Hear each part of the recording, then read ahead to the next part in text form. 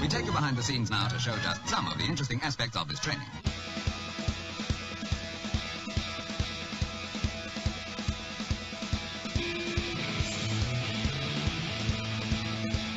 Welcome back to Equine Dynamics with Mike Stine, the #1 podcast to create sounder horses from the ground up. Mike Stine is a registered journeyman farrier with an APF 1 accreditation. On this week's show, live here in the studio, we have Becky Holter, a member of the U.S. Olympic teams from the 2018 Beijing Games. All this and her as well here on Equine Dynamics with Mike Stine. And over on my far right-hand side is Mike Stine. How are you? I'm doing good, Travis. How are you? I'm doing good. Why are you smiling? You got this, S-eating grin on your face. I was just amusing myself at the amount that I helped you out this morning. Well, everything's clear. Everything's up and running. And we're going to have Becky Holter on here in just one sec. But, Mike, you have been out on the road here recently. Where have you gone? What have you done? Whose hands have you shaked? And whose feet have you kissed on your last week out of here? Well, a lot of horses' feet. Yes. Was in Versailles, Kentucky at Doc Redden's clinic for a week long of intense podiatry. And I've found some new friends in France and UAE, and the people come from around the world for this. And I caught up with my old friends from Poland. How's Doc doing? I saw that you had a picture of you and him on your Facebook page, your brand new Facebook page over at Equine Dynamics Mike Stine. That's up and running now. Right. So if you'd like to follow Mike Stine, go to Equine Dynamics, search for him on Facebook, and your page is up and running. The numbers are traveling. They're traveling up, so you got all your new members over there. How is Doc doing? He looks pretty good still. Doc's doing good, still running at a pace of wide open because I don't think he can do anything else, and he is now 78 years old and still doing it. That's amazing. That's amazing. Now, is he as physical as he was when he was 58 years old? Probably not quite. Yeah. Well, yeah, he looked. I'm not either, so there you go. But at least the knowledge is still there. And the knowledge is there. He's always hunting for more, always looking for better ways. He's constantly pushing the edge of what we can do. Now, what was your biggest takeaway when you were there? What's the one thing you were like going, wow, that's really new to me. That's a new idea. That's a new concept as far as the way you approach the biomechanics of a horse that you didn't know or were turned on to this time around. There was an awful lot of review for me because, first time I went in Dr. Redden's driveway was 1990. And every year he changes something. This year he got more into like navicular type deals, lesions on the navicular bone and all that sort of deal. And also was looking at inflammation at the coronary band and showed what was actually going on. And the papilla that feed the coronary band, what is happening there when things slip, isn't maybe a horse sinking to something. And got very deep into that and paying attention to what's going on as far as, figuring out where things are going. We did, shot the vinograms. We worked on horses. We worked on dead limbs, helped, with people working on foraging and all that sort of deal. Now, we were off last week because, of course, you were in Kentucky with Doc Redden. Right. And the week before that, the show prior to that, you said that you referred a horse to him, and you were going to, and I said, well, what was going on with that? And you're like, I don't know. I'm going to find out when I get up there. What did you actually find out the outcome of the horse that you referred to Doc Redden? They never contacted him. Okay. So they're going to go in another direction, and I hope all goes well for him. Maybe it was financially that they couldn't afford to get the horse up there. That's always that's a shame. Well, we wish that horse, I don't know which horse that was, but I wish that horse is doing good and doing better. Now, Mike, since you've been gone, I've had a whole week to myself to do lots of more stuff here on the farm. Oh, boy. Now, the first week, I made pickles for you. Right. Are the pickles gone? Pickles are gone. The week after that, I made you some hot sauce. Mm-hmm. And I'm sure you still have some hot sauce left. A little. Okay, so this week I made you this. So don't forget, for every podcast we do, we have a matching video, and you can see Mike Stine over on YouTube. Just search Equine Dynamics Mike Stine. Make sure you like over there, and you can see me in the studio, Mike in the studio, and here on the next segment here, we're going to have Becky Holter, part of the U.S. Olympic team from the 2008 Beijing Olympics, and she's got a long list of titles, and we'll dive into her story here in just one sec. But here's what I made. So what is this, Mike? I'm holding it up to the camera. That's one of Travis's little jars. Okay, but what do you think's inside of that? A hot sauce. Well, let's open it up. Here, I'll give you that. Here's the silver spoon that I was born with. That is a silver spoon you were born with. Here's the silver spoon, if everyone was looking here. There's the silver spoon. Take a little bite of that and tell me what it is. Oh, he's getting a big spoonful. I wish I could switch cameras so you could see that one, but we're limited on... What do you got there? What is it?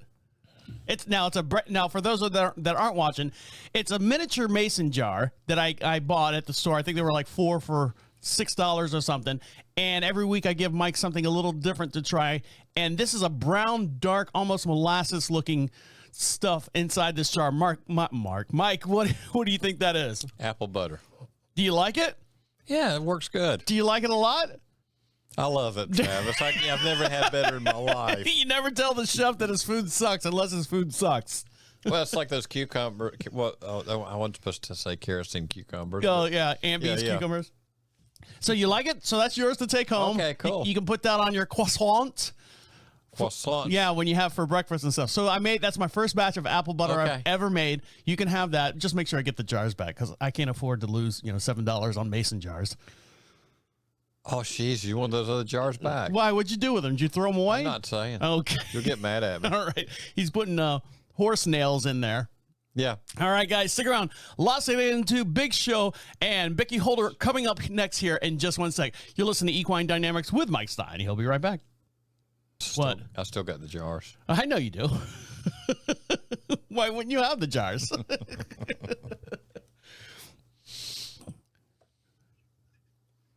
Becky, you okay? I'm all good. Okay. Could you hear us on that segment and everything okay? Totally clear. Okay, good. So that's how we kind of do the beginning of the show. Mike, you ready?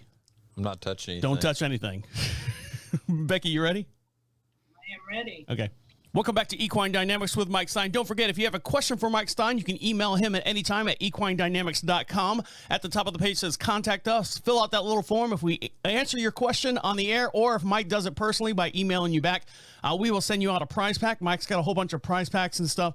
Do you have anything left over from the Doc Redden show that you went to Kentucky this past week? Do you have any leftover stuff? Because we have keychains, we had stickers, we had coasters, we had... A little bit, not much. Not much.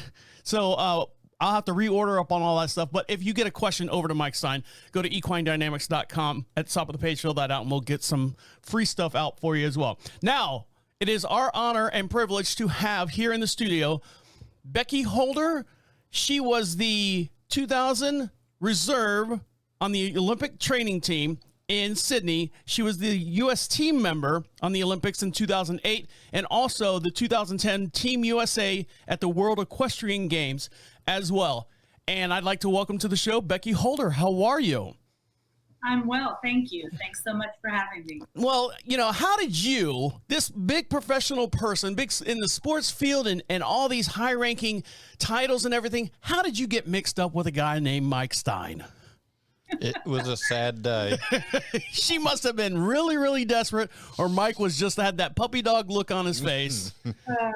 Well, you know that saying that it takes a village to raise a child? Correct. It takes quite a team behind a high-performance athlete like these horses and what we do with them in my sport and really any sport. It takes it like a race car team or an entire village. And your farrier is a huge part of that piece of the puzzle of keeping them healthy and helping them put their best performance forward. And Mike was gracious enough to be there for me multiple times with horses through the years. And he now works out of my farm trying to keep my horses sound and help keep everybody going. Now, how did you meet Mike? Was he introduced to you? Was it word of mouth, or you just like phone number dart in a phone book and you found him? No, I was at an actual competition in Norwood, North Carolina, and I had a high performance horse competing, and I went on the cross country phase, running over hill and dale and ripped off a shoe.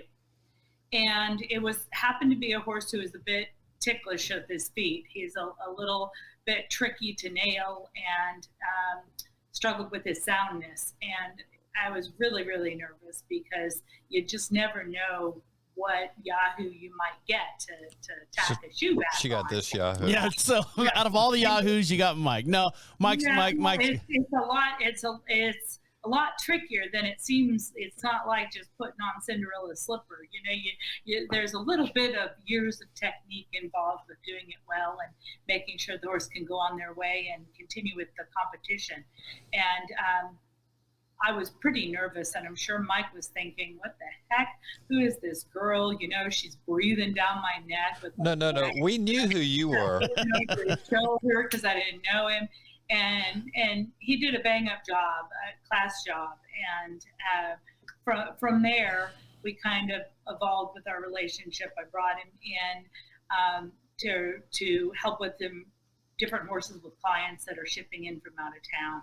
And then he eventually picked up all of my business. I had a longtime farrier, still a friend, still a guy that I work with in Atlanta, Georgia, named Quentin Wiseman.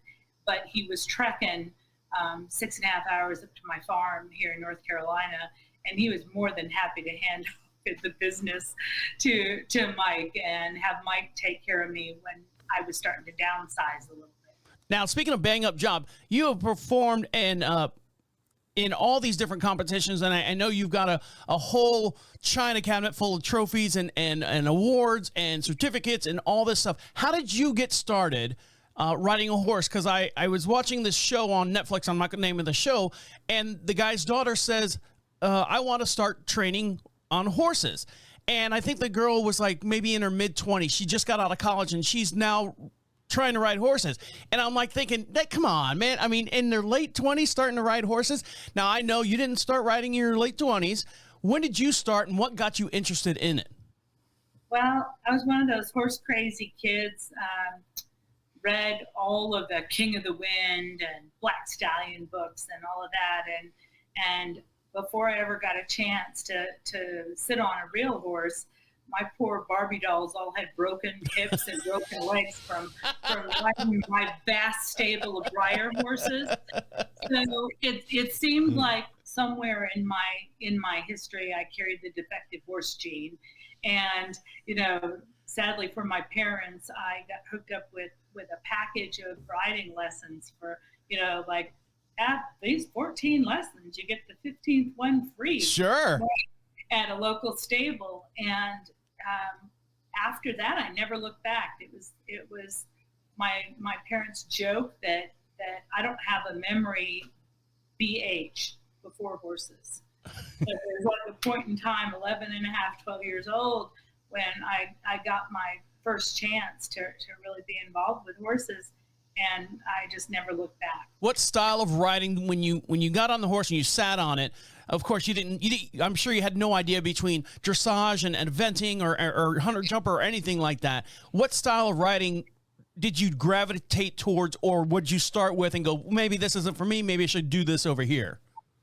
Well, when I started, it was a little lesson barn of a hunter jumper, so English style riding and over jumps. And that really caught my interest because, that was something that was measurable. You jump higher, you go faster, you jump higher still.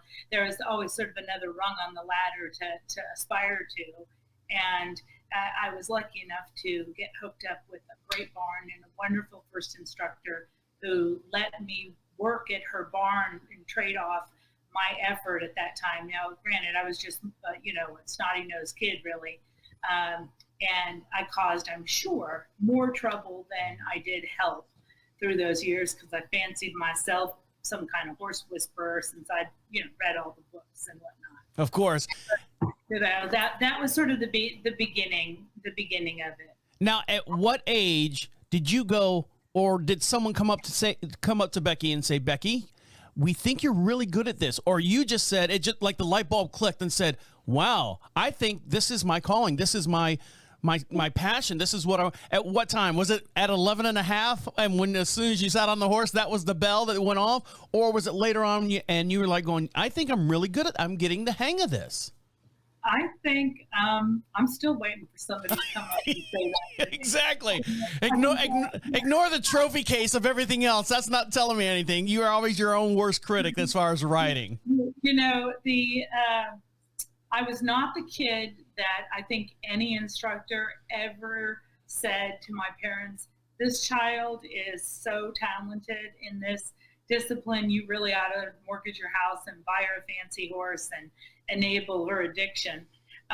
It was really more, they're like, she won't go away. Get out of here, kid, you bother me. Like, go home now, go away. And are just so passionate about it. And I decided early on that I wanted to be involved with horses in some capacity for the rest of my life. And I'm really, really excited about learning, excited about every little aspect of it. I mean, I've sat on reining horses. I've ridden three-gated saddlebreds. I've driven horses. I had some Morgans in training. It's sort of like I just everything. Typical horse crazy kid. And when you are that intrigued by something, boy, you just throw yourself into it 100%. And then I've had an amazing village around me. And it just seemed like through the years that I would bang my head against a wall trying to aspire to another level. And at some opportune time, there'd be someone who would show up in my life, and it was the right direction to go. And I didn't have the normal upbringing with horses, so it really, really was sort of a one-off pathway. But I had so many wonderful opportunities, and the horses that I've had the highest level of success for were actually off-the-track thoroughbreds that were thoroughbred rejects that were done with their race career, and you know, they're done at a pretty early age. And those were the horses that I took on, a little bit of an underdog story, and they came through for me in the end. All right, we're going to take a quick little break, and we're going to come back and talk to Becky Holder about the actual crowd of horses that she has trained and worked through the years, and how she got them to this level of competition. So stick around. You're listening to Equine Dynamics with Mike Stine. He'll be right back. Go ahead. There was a horse that probably was not the normal horse for her to work with, and a client that was probably not the normal horse client for her to work with. Mm-hmm. Twisted up horse. The little gal was scared of the horse, and she had said something about wanting to train with a good trainer. Mm-hmm.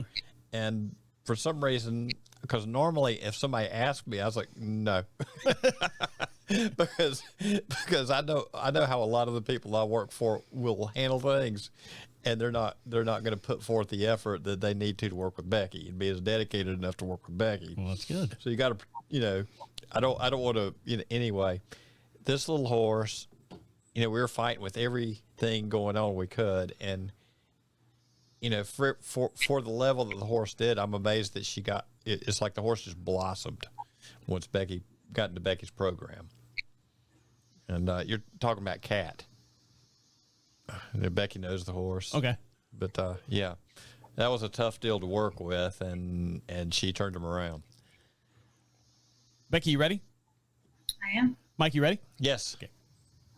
Welcome back to Equine Dynamics with Mike Stine. Don't forget, he's changed his Facebook page, so now a business page. So the 5,000 listeners that they had over on the 5,000 friends over on his personal Facebook page now can all transfer over to his business account because it allows for more people over there. And I've seen your numbers have gone up, and I see you've got posts from all the stuff that you were at in Kentucky with Doc Redden. I seen right. They're a huge group of people. What was the big, over my far right side is Mike Stine, by the way. That's Mike. What was the turnout that you had this year? I think there were a few people there that were working with and for Doc Redden. Uh-huh. We had 18 people in the class. Normally what they try to do is a vet farrier team, and we were running short on vets, so a couple of us took that spot. But collectively, I saw this huge picture of at least 40 to 50 people, this big, huge crowd of people that were there. So right. It wasn't just 18 people. There was a large crowd. That you had Doc, you had Doc's friend. You had the Nanrick crew there. You had, Nancy, Doc's wife, was in the picture. Everybody was there. And in the studios with us as well is Becky Holder, and she was on the reservation U.S. team in the 2000 Sydney Olympic Games. Becky, how are you? I'm well, thank you. Now, my wife, she's been riding just like yourself. She had that bug. So everything that you've said, I've heard it a million times. I don't want to say a million times, but I know that's her background. She's always ridden horses. Her mom's ridden horses. When the mom couldn't ride anymore, she took over, pardon the pun, the reins and rode horses. She started with the hunter jumpers. She's now doing dressage. Now, over my wife's learning career, she's had several horses. One of the horses that she has that she competed in a competition at the horse was 4 years old, was a horse named Blaze. Now, and this is down in Orlando, Florida. She's friends with everyone in the Charlotte equestrian area Facebook page, and all of a sudden she sees this horse, and the Blaze has a very unique marking on the front. The Blaze itself, it's like a missile, big, it's whatever. And she's like, "Oh my gosh, that's my horse, Blaze." Blaze is now 25 years old and is still competing and still going on. So that's that's 21 years that this horse has been competing and still competing. Now, tell us all the stories that you have with how many horses that you've gone through and trained through, and how do you get horses to have this longevity as far as a training career or a performance career or competition career? Well, it's a sport that has three elements to it. So we have the dressage, like your wife talked about, and then the cross country, and then show jumping, which would be equivalent to the jumper phase in the hunter jumper. So it takes a fairly mature horse to start with. So you need one that's 4 or 5 years old to start with them. And it takes quite a while to build up the skill set. And just like anything, you start at the bottom and work your way up to harder and harder questions in the sport until you get up into the advanced or the Olympic level. And those horses, an 8-year-old or a 9-year-old would be a very, very young Olympic horse. So here you've already spent about 5 years, training them. And then to have them stay at the top of that sport for sometimes as long as 10 years is a remarkable accomplishment, because they're being physically tested a lot, like that. It's a lot of athleticism that we use, and it takes a real team around the horses, the farrier, the vet, the people that are instructing you and helping you do a really good job with the horses. In the barn, their management of their daily living and how happy they are, their weight, a nutritionist, and a grain company. There's just so many facets, and that's not even talking about who supports the rider, my saint of a husband. I think I would fall into that category as well. He's my enabler, and he could have gone running and screaming. His dad told him, "Oh, she does horses. You might as well race yachts, honey." And you're not going to be rich. She's going to suck you dry. But he definitely has been a part of the team, the whole way through, and that's been really important. And the horses become like a child, like a part of your family, and you're just involved with them so many hours of every single day, not just training them, but caring for them. And, it becomes really important that you give them a quality of life.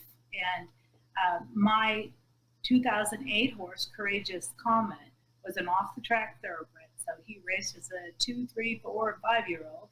And then when they decided his career there was done, I took him on and brought him up through the levels of eventing. And he still is with me today. He's 27 years old.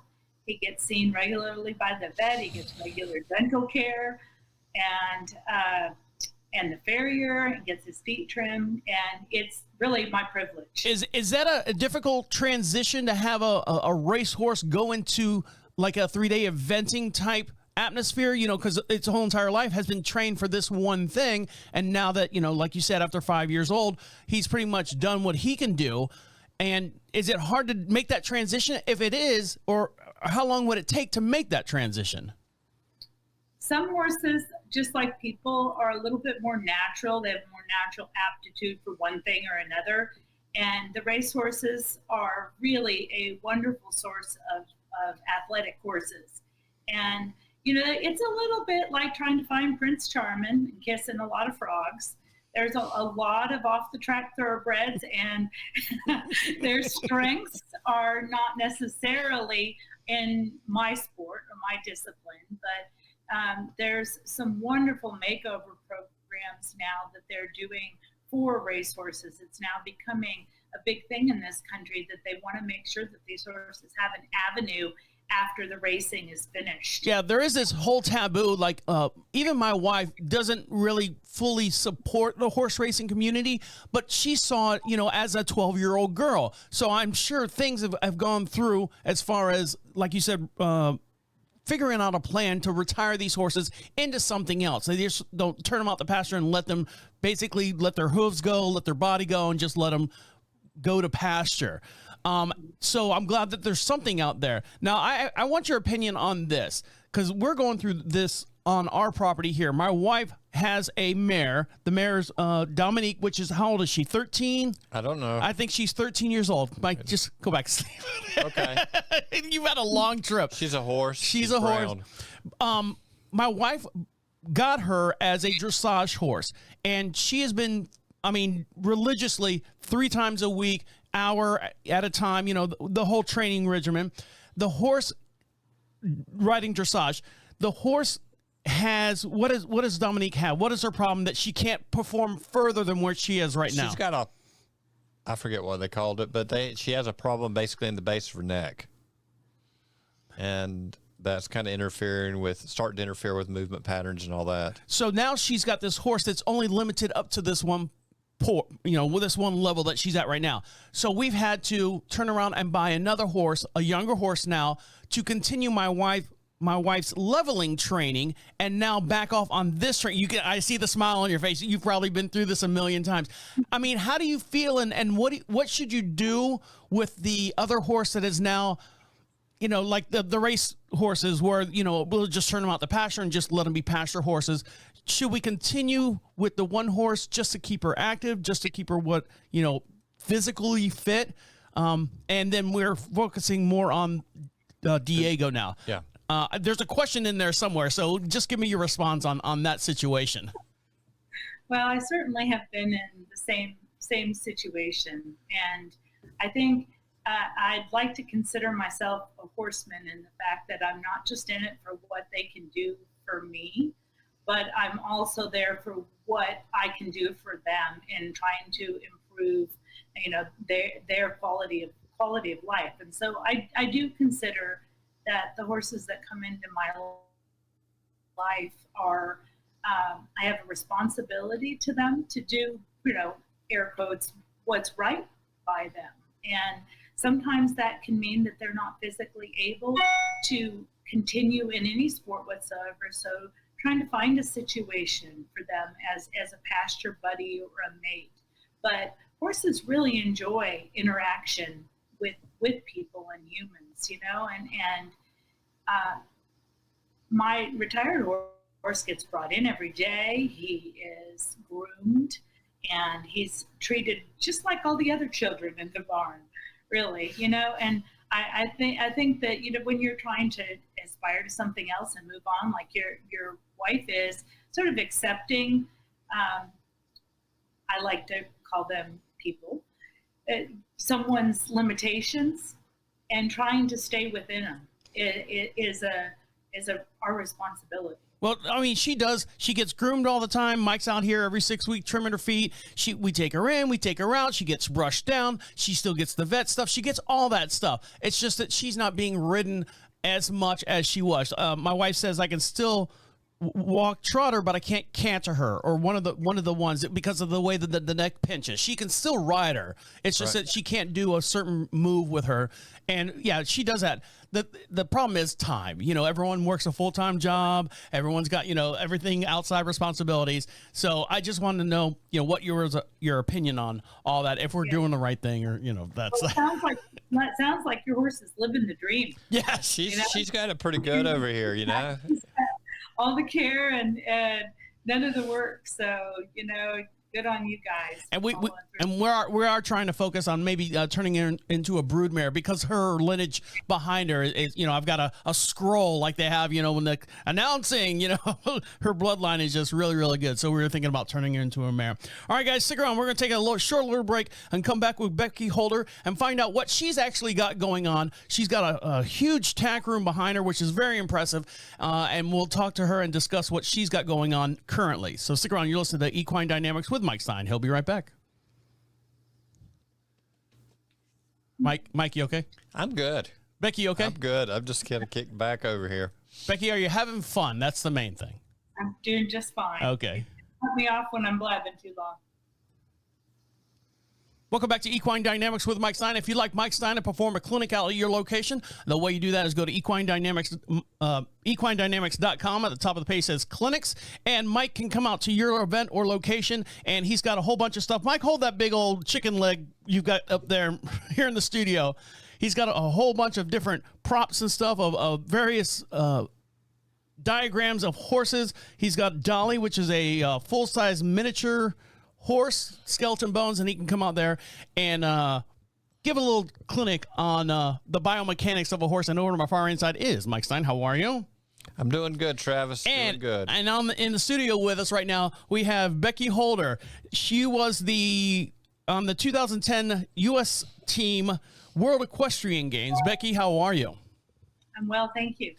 Now, you're not currently in competition or doing anything like that anymore? Have you hung up the reins, and are you still in competition, or do you still compete? I do still compete. Okay. I'm bringing up young horses up through the levels, but my high performance career is probably over. You know, you never say it's over. You never say it's over. That right one comes along, it might just happen. This is one of those sports that is gosh, you're constantly learning, you know, and I plan on still doing that, and up to the point that I can't put my foot in the stirrup anymore. So what are you currently doing? What is all the stuff you got going on behind you? You got a huge, is that a tack room there that you've got behind you?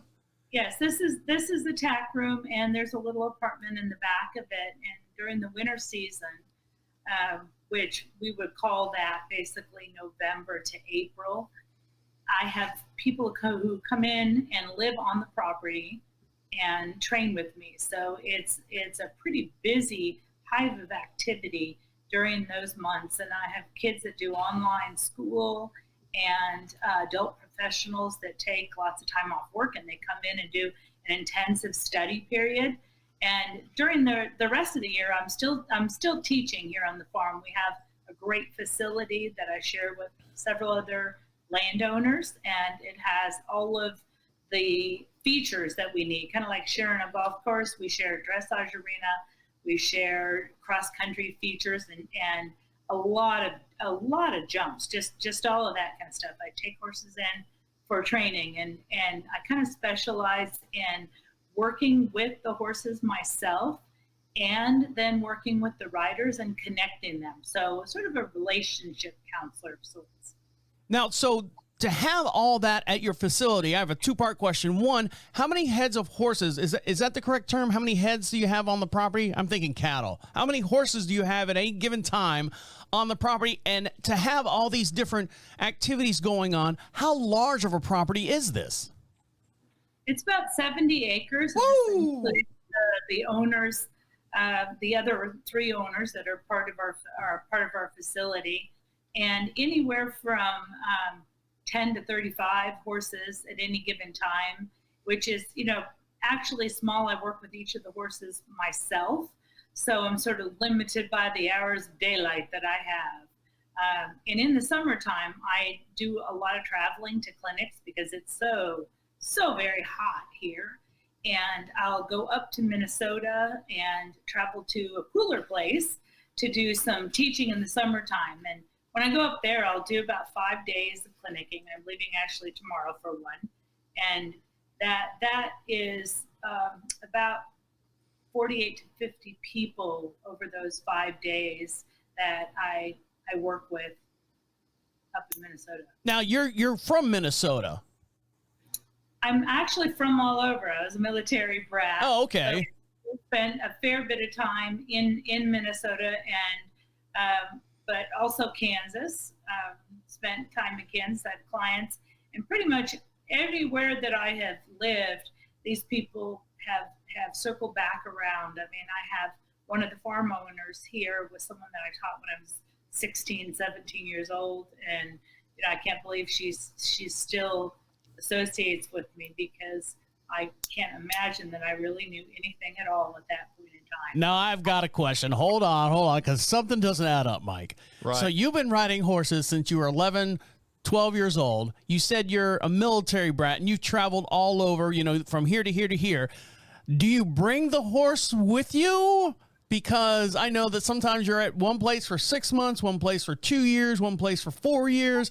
Are you bringing a horse with you during these military moves, or are you finding a horse that's in your level and leasing that horse or whatever that horse people do when they don't have a horse? Well, I got into horses at my father's last station. Oh, okay. And, in Kansas, and that I was lucky about. But so much of the travel that I've done all around the world, Australia, Germany, Hong Kong, and multiple times to England, has been with my top horse of the moment in tow. And, we fly him over and unload him at the other end. And, you guys think you're on an airplane and you're being put out by the service animal.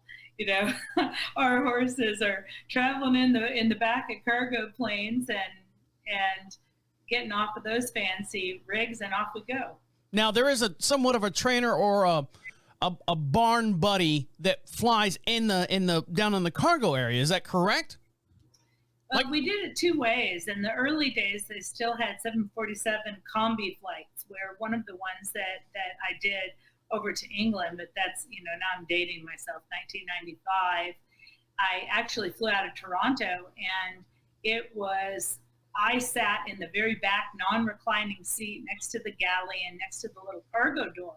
And I could, during the flight, you weren't allowed to take off and landing because you had to be strapped in your seat, but you could slip back through the little cargo door and go water your horse, check on and make sure everything was okay. Who's a good boy? Who's a good boy? Exactly. And I was like, whoa. And to them, it looks very much like the inside of a 2-horse trailer. And that part is kind of a big deal to them. And when they're up in the air, it's just smooth as silk. For them, it's a lot easier than traveling by road, where there's all the constant balance changes. They kind of are very quiet back there and very calm. Now, at your facility there, Becky, what is the actual name of the facility, and where are you at, and where are you going with the facility? I mean, what's your next big challenge? You said you were going to clinic tomorrow morning, but what is the biggest thing that you guys are concentrating on right now at your facility, and what is the name of the facility? The name of the facility is the Four Winds Farm, and it's off of Highway 742 in Wadesboro, North Carolina. So we found a very rural piece of property with amazing sandy loam footing, which is one of the secrets of the place. So, we can have a torrential downpour and the water drains right through it, and it's good spongy turf for the horses to help keep them sound. It's got a little bit of rolling hills to it, and we're constantly improving on it to try to help and aid in the education of the horse and the rider. There's a lot of situational awareness that has to happen with our sport. So there, we have every jungle gym you can even imagine on the property. That's and trying to give people a more effective learning place is we spend a lot of time improving on the property that way. Mike, you want to add anything to that, or? Yeah, I know that. Yeah, I know. Only because you've been there a million times. Yep. I've been in and out once or twice. I know this in the fall she starts getting busy, and I get busy there, and people wonder how I can stay as busy as I do through the winter, and that's because of Becky's clientele, and it works well for me. They're not that far down the road, so if we have problems, I can get over there and service things a little easier than some clients that are very far off. I got another event trainer I work for that's a couple hours down the road, and they talked to me about taking the whole farm at one point, and I said I did not want to do that because they've got someone that's going to do some of the lower level horses that is working there that is 30 minutes from them. Of course, I'm like 20, 30 minutes from Becky. Mm-hmm. So, I need somebody, they can service shoes that are off and that sort of thing. Now, Becky, when are you competing? You are competing still. When's your next big event that you have going on?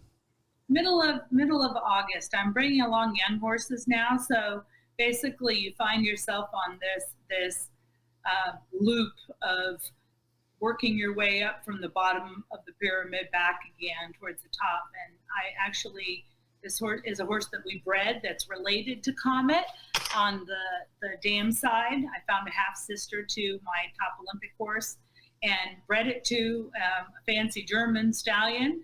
And so it's got a lot of attributes for modern sport. And then you got to wait for them to grow up. So he's 5 years old now, and he's just starting his competitive career. He just got back from his first competition. And so I have a whole slew of things that are added onto his schedule. No giant goals for now except his education. And he'll spend about a year or two sort of coming up through the levels until we decide what his strength is and what sport he really wants to be involved in. But right now, he just gets to do a little bit of everything until I find kind of where the magic is. All right, guys, we're going to take a quick little break, come back and wrap up the show. You're listening to Equine Dynamics with Mike Stine. He'll be right back. Okay, one short little segment. We'll let you go, Becky. I know we're running just a tad bit long, but I apologize for that. No worries. Okay. Mike, you okay? I'm okay. How's your apple butter? It's good. Okay. We're going to come back, 2-3 minute segment, and we'll wrap it up. You ready? Yep. Welcome back to Equine Dynamics with Mike Stine. Don't forget, if you have a question for Mike Stine, go to equinedynamics.com. At the top of the page says Contact Us. Fill out that little form where we answer your question, whether Mike emails you back or we answer it here on the air. Make sure you put a return address. We'll send you out a free prize pack. We'll send it to your location just for being part of the show. And if you'd like Mike Stine to perform a clinic out at your location, fill that form out as well. And don't forget, you can find Mike Stine on Facebook. That's Equine Dynamics / Mike Stine. I'm sorry, hold on. Let me figure that out. Facebook, Equine Dynamics, Mike Stine, and also on YouTube, Equine Dynamics with Mike Stine as well. And you can watch the videos here for every podcast we do. You can see me waving to Mike, Mike waving to me, and live in the studio as well. Joining us from the 2008 Beijing Olympic team, we have Becky Holder. How are you? I'm well, thank you. Now, Mike, you just got back from Doc Redding, so everyone's good at Doc Redding's place? Everybody's good at Doc Redding. Everyone had a good time? Everybody had a good time. Did you get a lot to eat over there? Probably too much. You met up with some old friends and made some new friends over there? Made some new friends, got some new buddies in Australia, and get people from around the world there, yes. Did you talk about not Tony Gonzalez, but Ray Morris while you were there? Did his name come up? A little bit, yes, always. Well, good. You know, everyone shook hands and everybody shook hands, and we've tried to figure out each other's. Everybody communicates well, so. Well, good. And I've got some contacts that we're going to keep going with and see what we can share with. It's always good to further your education when dealing with the biomechanics of a horse. You never can learn it all. I mean, Becky Becky has been at the top of the game, and she can tell you she's still learning. And someone who has been at the top of the game for a very long time and knows a whole lot of education about horses is Becky Holder. Becky, the name of your facility, where can our viewers and listeners find you? And are you accepting new clients? Are you booked up to the rim? And is there a certain entry level? Like, I wouldn't imagine a facility of that stature that you would have a 4 or 5 or 6 or 7-year-old person in that facility, or am I speaking out of turn by saying that? I do not work with kids that are younger than 10. Okay. And most of the people that come to the facility have their own horse, so they're a little bit further along. I don't have any horses that someone else could come in and ride. I think that's a really important thing for people to do, because I wouldn't have been able to start riding if I didn't have access to a facility where I could ride someone else's horses and kind of set the hook, right. Get that going. But yeah, most of the people who come here are definitely, they have their own horses, but I work with people of all different levels, and the only thing that's required is passion and time.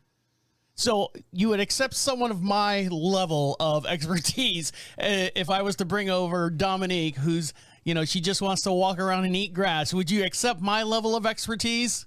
I sure would. And I work with people from everything from the ground up. So I do a lot of natural horsemanship and groundwork. I do a lot of work with them on the ground, lunging and long lining and riding them. And so, yes, absolutely. The summertime is a little bit quieter time. I'm usually pretty booked up in the winter. I have lots of clients who trailer their horses in from Southern Pines. I have a pretty good business there, and a few from Monroe area. So I'm always open to lessons, and people just need to reach out. I have a Facebook page, Holder Event Team, and on Facebook, if you look me up there, and that's probably the best way to get a hold of me. On Facebook. Okay. Anything else before we let you go? Mike, you have anything to add to this? It's an honor to be involved with somebody this level. I hope I can live up to it. Becky has worked with some of the best in the business. There's no doubt about it. And I've learned from her. I've watched what she's doing. And it's one of those things, I go out and look at people that are working their horses, and the horses are coming unglued in a short time, where with Becky's horses, they just keep going, but it's timing, is how much they're pushed, is how much is asked at the right time. It's the whole ball of wax trying to do the best for them. But there's too many horses that come apart with not that much work. And the horse pays the price. And we'd like to thank Becky Holder for joining us here on Equine Dynamics. Becky, is there anything that you would like to add? No, just I'm so appreciative to have a great team around me, and I really am happy that Mike continues to pursue his education and bring that back to his clients, me included. And it's a real treasure to find a farrier who's willing to work with the vet, the trainer, and listen to all the little details that we need to do to help them be the best horse they can be. Well, we appreciate you being on the show and taking some time to speak to all of us and all of our listeners and everything. On that note, guys, we're going to let you get back to enjoying your ponies. On behalf of Mike Stine over there. Have a good day. Thank you, Travis. Thank you very much, Becky. I'll be seeing you in a little while. Thank you, Becky, for joining us. My name is Travis, saying see you next week. All of the doggies are in the corral. All right, we're clear. Yeah. Becky, thank you very much for joining us. Thank you for your time. That was not painful. Well, whether it was entertaining or not painful, I'll take not painful. We'll go with not painful.